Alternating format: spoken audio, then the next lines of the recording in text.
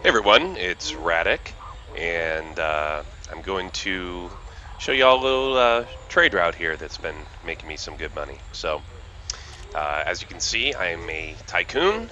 Got about 81 million in my account right now, and I've made nearly 500 million in trading profit. So I do have an idea how this works. Something to point out: I only play open play. I've never played solo or in a private group. You can tell that I've got about 76 million in total insurance claims to show for it.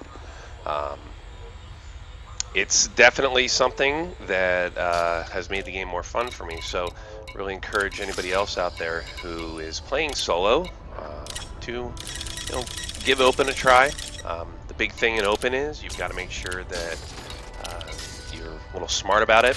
You've got a safe place to go to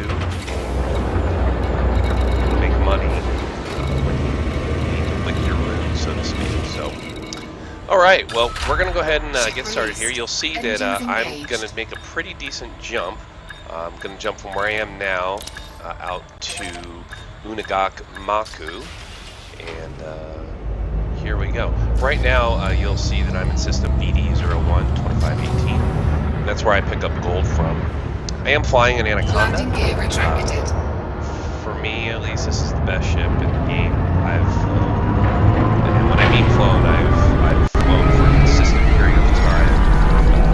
A Python, which I still own a Python. I have a combat ship that's a Python, and I've also flown a T9, and of course every other trading vessel under it. The T9 is a decent ship if you've got a real short route that you want to run and maybe make some quick money with, but it does not compare to the Anaconda when it comes to long-term trading. Frameshift drive charging. So this route that I'm going to show you is a 4-stop route. I'm really, as you can see, since I'm putting this out on the public place, I'm looking for folks to feel free to come on over and run this route with me. There's plenty, I think, of availability for anyone. And as long as you take care of the route the way that I'm doing it here, I think it'll remain profitable. It has the ability to be expanded further from where it's at right now. Enough star systems around that there's really quite a few options. And I'm hoping with power play that it'll make things a little bit more clear as far as when you trade and the impacts on the background UI. Probably my biggest complaint right now is not understanding the impacts of the trading on the background UI. I pay a little bit of attention to it. You can see some of the influence going on, but as far as some of the more minor details, very difficult to pick up. So the big advantage of the Anaconda, of course, is jump range. The way I'm configured right now, I can jump on laden 36 light years. I can jump laden 20 light years. So that really positions you well when you talk about trading and wanting to do long distance trading. My current trade routes, they pay anything from about $795 a ton to around $1,400 a ton, as you're going to see with this drop here. The reason I actually keep some of the lower stuff is because it helps keep the stations healthy, if you will. It helps influence the regions around it. So that's pretty much it. Kind of give you some of what I've been doing. So since my last video that I made, which was right before the big event over in Yembo, when I was sharing what was going on in UDA and Warwall, I've branched out a bit. I've done quite a bit of exploration. I've done quite a bit of combat. Of course, I've done trading. Again, all in open play. And I will say that really the more dangerous places to be are places where the code operates. I have been a victim of the code a couple of different times. I've also been killed by a couple of reavers. That just, again, these are things that happen. And in my mind, if you're a solo player and you have no interest of ever playing with other people, more power to you. Stay in solo. That's certainly your choice, and that's the way you want to game. And same with private teams and players. You guys want to play in your own little group of Elite Dangerous and not have other people bother you. I certainly respect that. Those of you that bounce back and forth between open play and solo simply to hide, gosh, to me, that's absolutely cheating. Mostly cheating yourself. losing money in this game, getting your ship blown up, losing time, that's in a way part of the draw. If you don't have that sort of risk, then what eventually will happen is you will burn out on the game. You'll get tired of it. Like I said, I've been through some rough stuff. The last community event, even I didn't even have any cargo. I had my fully outfitted Python, my combat ship, which is currently worth about 200 million. Very well outfitted. I was interdicted twice, both times by wings of 4 that were well-manned wings, easily outmanned me, and I blew up in about 30 seconds. Not even a lot of PvP, and it wasn't for a lack of not paying attention. It was simply I was overpowered. And in the end, it cost me nearly 20 million in credits. But had I gone back, I've never even been there, but had I run to a private play group instead of just sticking it out in open, what would have happened is I would have ended up not figuring out how to deal with factors like that in the game. And then when those events happen, then they feel so much more traumatic, and they immediately make you want to flee back to the safety of the solo realm, if you will. So, again, I really encourage you, if you've got a little nagging to play in solo, and you're like, gosh, I'm just tired of getting ganked, I'm tired of getting, killed. First off, come on out where you see me right now. There are no pirates out here. I have never, not once, been pirated by a human. There are, of course, NPC pirates, and you just deal with those. But for the most part, pirates are lazy, okay? They're going to stay in the more populated systems. They're going to pick on the weak, and that's pretty much how it goes with them. They're going to go where most people are going. So if you just kind of keep that in mind and say, oh, well, if that's what pirates are doing, what should I do? Well, you go out in the galaxy. As you're going to see here from my galaxy map, every one of these red dots represents a trade opportunity, to be honest with you. They just happen to be where I've placed ships, and with this in mind, you have to understand that that's just a huge amount of options when it comes to making money. You simply need to get a little bit away from the more crowded systems. And I recognize that I'm in an anaconda, so it may give an impression that I'm not understanding how hard it can be for some of the newer players. But guys, I'm telling you, I started playing with the same problems we did, which of course is, worried about pirates, worried about someone stealing my stuff. Again, all you need to do is get a couple light years away from crowded systems. And what happens is you're going to find you're in a place where I am, where there's like probably 4 or 5 people. 4 or 5 people, not several thousand people, all kind of wrapped up in one area.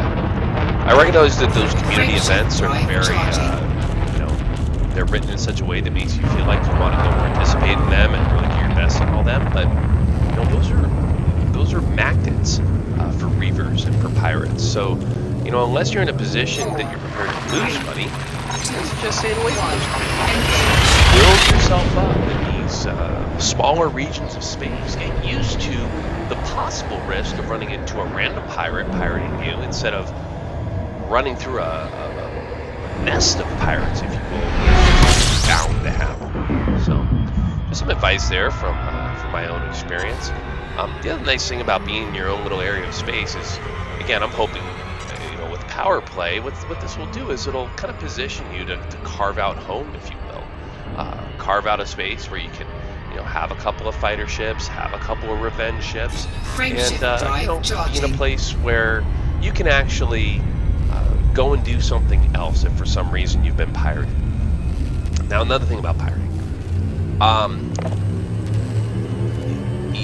you've got to know the difference between when to run, when to dump a little bit of cargo. Most of the time pirates want to say 10 cargo. But, if you're in a large boat that has over 400, you're running in a large ship like, a beginning Anaconda player or a 69 player. It may be worth your while to actually give up a little bit of cargo, not just run. I think that was one of the hardest things for me to learn, is that when you're a lower level trader, so when you're kind of first entering into all of this, running is very easy. You're in an ASP, which is very, very fast. Even the T6 itself is not a slow ship when you consider some of the larger combat ships. When when you get into some of the bigger ships, though, you can no longer run. So far, that hasn't been true for the Anaconda. I've got it outfitted in a way where I think I can run most of the time, but again, I haven't really encountered any player pirates. So player pirates are a different breed than, of course, than the NPC pirates. But as far as NPCs go, yeah, I can get away from them. Something else to consider when you're trading, and what I mentioned before about the routes, is that you're going to notice that trade prices fluctuate based off of when you're buying and selling. And so in order to keep your economy healthy, you're going to want to spread your trade runs a little bit. So you'll notice on this run here, that's exactly what I've done. Is I'm trying to spread the money out, spread out where I'm actually making the funds. Now, that last station I was at, there was actually a turnaround out of that. I could have taken commodity from there and run it back to the previous star system. And I've done that for a while. However, what happens is eventually the prices start, and sometimes very quickly in the larger ships, the prices start to fluctuate. And the longer you kind of run that, the more of an impact it has on the overall economy. So what I found, and what several traders have found, is that when you work multiple routes into what it is that you're doing, overall you're going to find that it's healthier for your trade runs. So that when you're, like as you saw in that last drop, I make 1,400 a ton. You continue to make 1,400 a ton. It doesn't drop to 1,300 or 1,200. You'll see I've got a couple other so here you'll see I'll make around 700 a ton, and then the next drop will be around 1,200 a ton, and then it'll drop back down to 700 a ton. Again, this is just an example of a realistic and effective route. Now I've been on Reddit. I've seen all the different information that's out there about folks with their 2,300 a ton routes and their 2,600 a ton routes. People have all these things that they're, a couple things about that. First off, if you're running a smaller ship and you're getting that, doing a Python or something, I guarantee you I'm going to end up making more money than you at the end of the day. Large bulk trading, the more you trade, the more you make. So you'll get a little fool's gold, and sometimes people try to tell you that maybe a Python can make more money than an Anaconda or a T9 because you can go to small systems. I'm here to tell you that that's not true. Pythons have limited jump range to start with. Second is that, yeah, they may have those small systems that they can take a decent amount of commodities from. But those are going to die eventually, right? And they don't. And when they fluctuate, it's pretty major. And then the other thing is just simply in a matter of volume. Even in a Python, if you have any sort of shield on it, even an unshielded Python isn't carrying nearly as much cargo as I'm carrying on this Anaconda or what you carry in a T9. And so, yeah, maybe you're making a couple more a ton, but you're almost trading double the rate when you're in these larger ships. So really at the end of the day, bigger is better when it comes to trading, and you will always make more money if you can get your ship in a way that allows you to not only have a great jump range, but a great amount of cargo to pull as well. So that's just my thoughts on it. I've done some rare trading as well, made several tens of millions rare trading. I did that mostly in my Python. And my opinions on rare trading is that definitely is a fun activity, especially if you combine it with an advanced discovery scanner.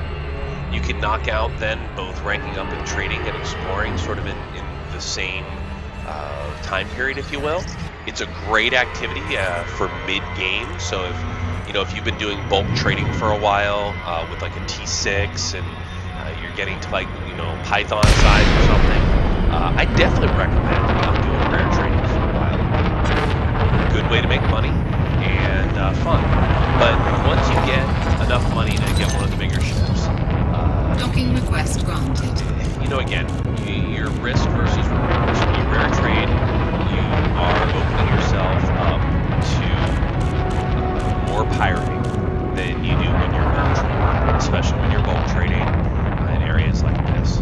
The other downside to rare trading, of course, is that when you do get pirated, you because you've got such a small amount of that cargo to begin with, your losses oftentimes are heavier. So, you're dropping 10 cargo that you were going to sell at 15 to 16,000 a pop. Well, you just lost 150,000, right? Versus ice drop 10 of, what I was going to sell, even if I'm dropping my most expensive commodity, which would be palladium, I'm still not losing that much money, right? I'm not losing 150 off the 10, I'm probably losing 130 or 140. So just, smaller math in that case where, and the other piece of it is that maybe I would have lost, 140,000 or maybe even the same. But even if I did, I'm still just about ready to drop money because you're not, or drop cargo because you're not, going huge distances. And so because of that, you know that you're going to quickly make back anything that you lose. Versus rare trading, where you can just be there to drop a couple commodities or one commodity in the system, you get it pirated from you. Now you've got to do a couple more jumps before you're actually going to make some money. Again, great mid-game option. Good if you can run, especially. But when you get into the later game and you want to really make big money, you have to go back to bulk trading. It's just it's really the most effective play. So, all right. So we're going to see what these performance enhancers are going to get us. 776 a ton, so not bad. So we make about 338 off that. Maybe just about 600 off the other one. Then the great thing about this station happens to be that they have a whole lot of palladium. So I've been taking this palladium from here and I run it back to my home base in Pachita. So here we are. And we're going to head back now to my home system. So again, my home system is in Pachita. If you're ever looking for me, you can always, not always find me there, but you can find me there at some points. Let's see here. Map, there's where we were in Egg, and Pachita's right down here. Again, you'll see all these little red dots on my map. These are sidewinders. What I do is every time I get into a system where I can buy a ship, which happens to be of course a large port, I buy one. I buy a sidewinder. Some people say, well, why do you do that? It's a waste of money. Not at all. It does a couple things for me. First off, it's kind of neat from just a gameplay standpoint to be able to look at the map and see where you've been. And it's kind of fun. Now, in addition to it just being really fun, it has some distinct advantages. When you are doing trading and trying to plot routes, especially in these larger ships, you cannot land in small and medium docks. So this tells me my galaxy map, and I know exactly where my small, my medium, or not my small, but where my large docks are at. So I know where I can actually take my Anaconda and actually land it and be effective. That's a big deal. That can really save you a lot of time. Not only that, but when you're plotting routes, like I do, instead of having to have to type the name in every single time of where you're going to do a fast search, you visually see it better. Because when you have places that have ships, they show up visually stronger than just every other system in the galaxy. So just a couple things to consider there. It's 32,000 per sidewinder, which is barely anything when you consider that's what even off my 700 runs, right? I'm only got to sell like 50 cargo or so, and boom, there's my sidewinder. So and again, the benefits long term are huge. I have somewhere in the neighborhood of I think 43 or 44 sidewinders at this point. Frameshift drive charging. In addition to my other ships. So, as I mentioned, I do have a Python, fully outfitted. I keep it for combat. I've been tempted to maybe get a second ship, like or a third ship, an Anaconda or something for combat. Get rid of it for an Anaconda for combat, but I like the Python. I like the way it handles. When you're at res points, it's pretty much unstoppable. So I've opted to trade here with my Anaconda and then keep my Python. All right, so here we are, home sweet home. Going to the Albatani ring. Now you'll notice that last ring that I was at is about 12,000 light seconds from the star. That's really the longest one that I have, and I don't typically like traveling that far from stars. I'll try to keep it under 1,000 if possible, but there are exceptions. A palladium is extremely difficult to find in the quantity that I found it there. So some may actually caution against me probably posting this video as I'm literally posting a palladium mine up for everybody to plunder. But hey, it's game and it's a lot more fun with people around, so I encourage folks to do this. But again, if you do it and you're way out here, how about you do it not just to make money, but maybe to improve the systems as well. Would love to see other people out here trying to make our little trade zone a little bit more effective. Again, it seems to be pretty void of any pirating at the moment, so there you go. And I recognize that some of you pirates, some of my pirate fans, are going to be watching this video and licking your chops at the opportunity to plunder our goods, but that's probably what makes this game a little bit more fun, as well as when you guys try to crack that bubble. So, alright, so here we go at the Albatani Ring. Pull on in. I'm going to talk a little bit about docking and things that you should know. So you'll see that most stations, for the most part, they're facing, so they're the exit dock portion of the station is typically facing either the planet or the moon that station is orbiting around.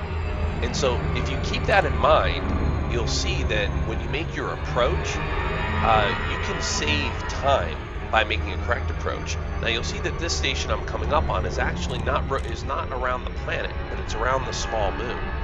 So I have to be careful that when I approach it here from the inside and head towards it as it's facing the moon. And this way, when I come out of super travel here, I will end up facing the station instead of ending up behind the station.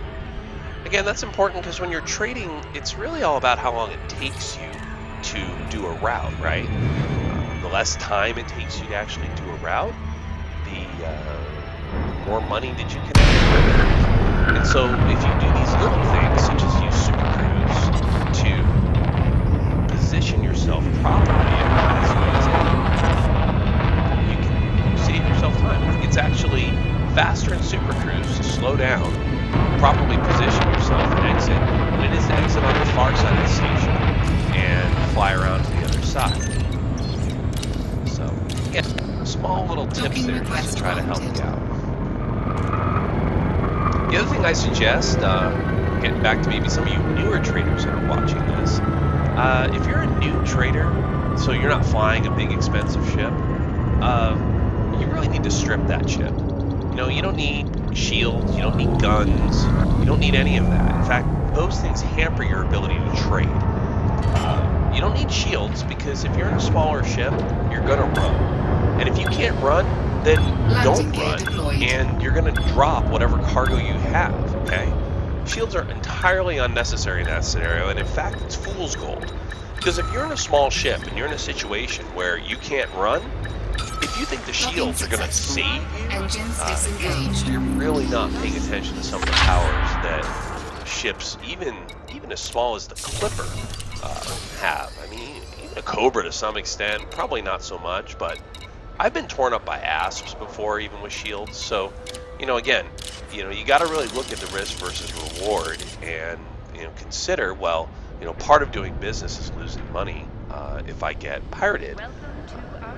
If you want to take up a cargo bay for a shield, you should do that so that you're actually protecting yourself from something.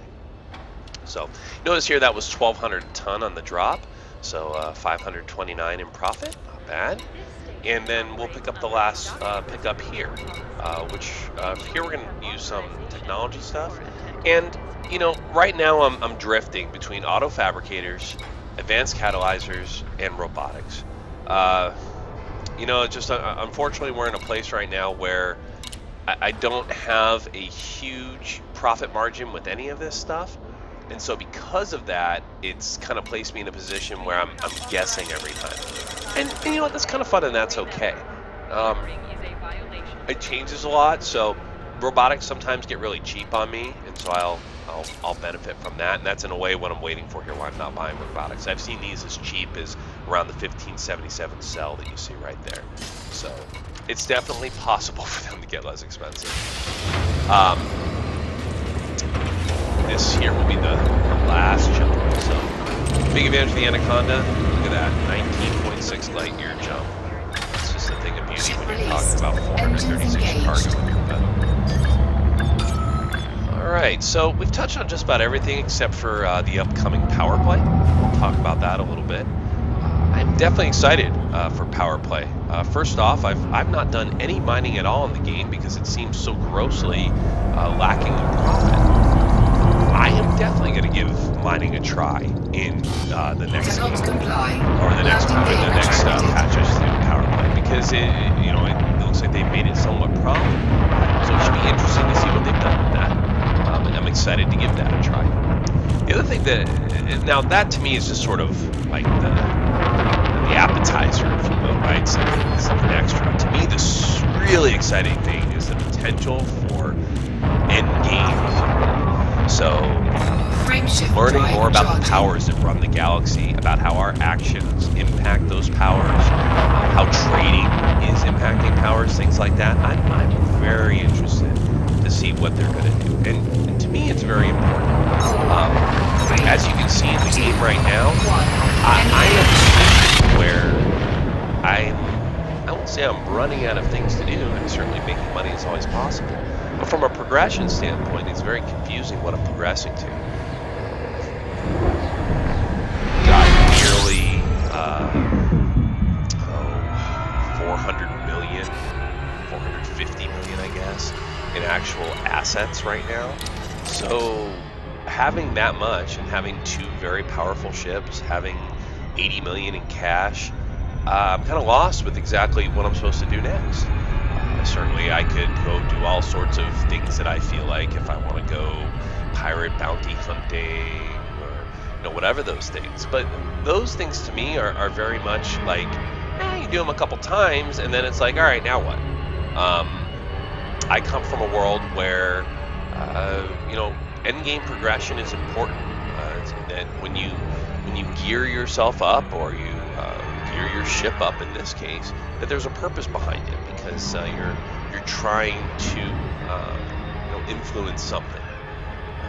At the same time, I have been a little bit disappointed that some community events seem very, very much focused on you have to be in a group to do that. Now again, I only play in open play, so I enjoy the interaction with everybody else, and I think it's great. But I don't think I should be forced into a wing of 4 in order to complete a community event without peril. Or if that's the case, and I'm all for that, if that's the case, then give me something else as a player to pursue in the open world. Again, I don't have a problem with pirates interdicting my world and things like that. But what I do have a problem with is that my only way to progress is by going into the hornet's nest. I just feel like that there's another way that progression can happen, and that progression can happen in a way where I can be progressing and maybe attract the hornets to me, if I will, which puts me in a position of being able to defend myself better, instead of where I travel to these events, sometimes only get squashed by by an interdiction of equally powerful ships. There we are. So you're observing right now what happens when you don't exit the planet on the correct side, like I did. So now I gotta fly around the whole thing. Flight assist off, and make it easier to position yourself against the planet. Flight assist or against the space station, then moves back in. Very, very useful technique. I do fly using the Sci-Tech X52 Pro. I find it extremely valuable, almost a must. Now it's important to note, I progressed pretty far into the game using just a mouse and a keyboard. So it's not a have to, okay? So you can definitely play this game without a joystick and the throttle. The experience is just incredible with the joystick and throttle. It's seriously immersive. It gives you a real feeling of flying the ship, and is just from a gameplay standpoint just second. All right, we're gonna land here, Landing Papin. gear deployed. If you aren't noticing, this is where we started from, and this is the last drop in our little journey. So thank Docking you very successful. much for Engines watching my video. disengaged. I hope it was somewhat informative, maybe a little entertaining. And let me go ahead and drop this last little bit here, and that's it. So again, I'm sure that there's other routes out there. Look at that, 466. So that's not the best in the world. Sometimes I get more. So again, I know that there's probably better routes out there. I myself will continue to search for them and try to find something better. But if you're looking for something, if you're a little frustrated in the game and you're just looking to make some money, hopefully you can maybe take advantage of this. And again, feel free to come on over. My name is Commander Radek, and I'll accept anyone on a friends list as well, as long as you play an open play. So I look forward to seeing you in open, and fly safe out there, Commander.